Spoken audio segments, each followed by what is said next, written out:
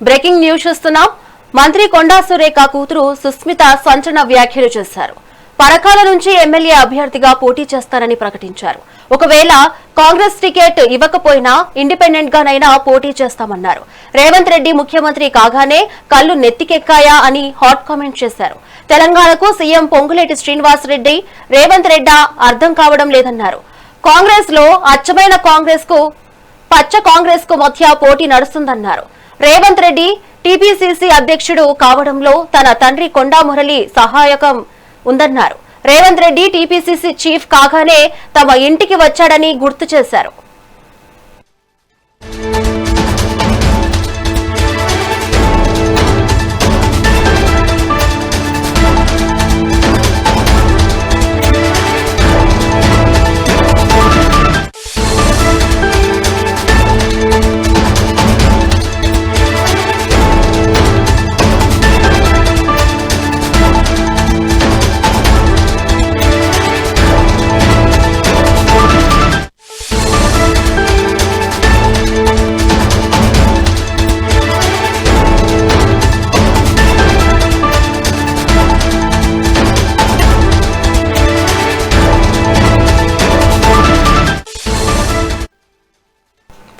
కొండా మురళికి MLC ఇస్తానని రేవంత్ రెడ్డి హామీ ఇచ్చారని తెలిపారు.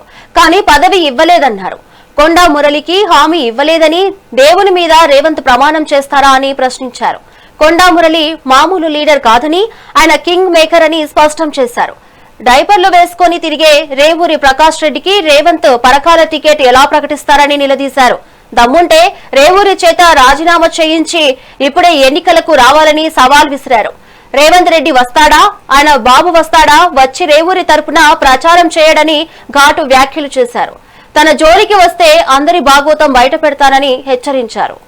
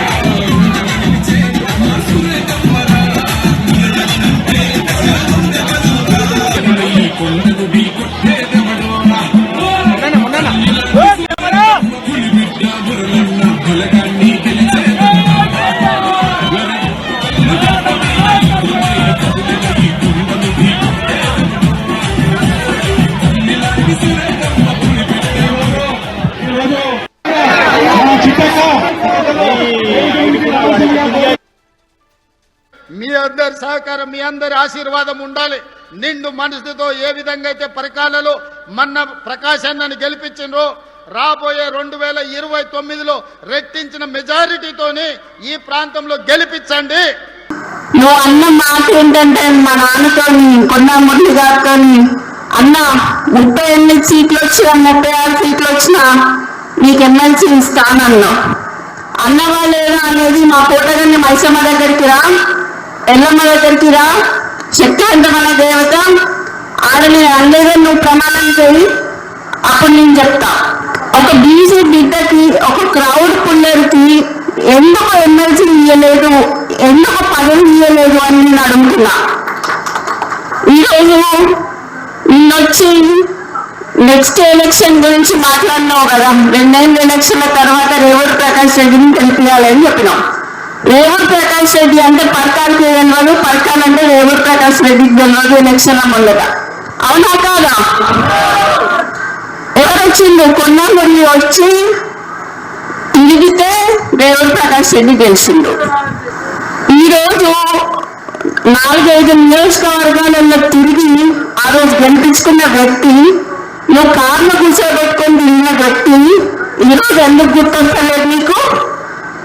అంటే ముఖ్యమంత్రి అయితే కళ్ళు నెత్తికెక్కినాయా అని అడుగుతానా నేను. నాకు భయం లేదు.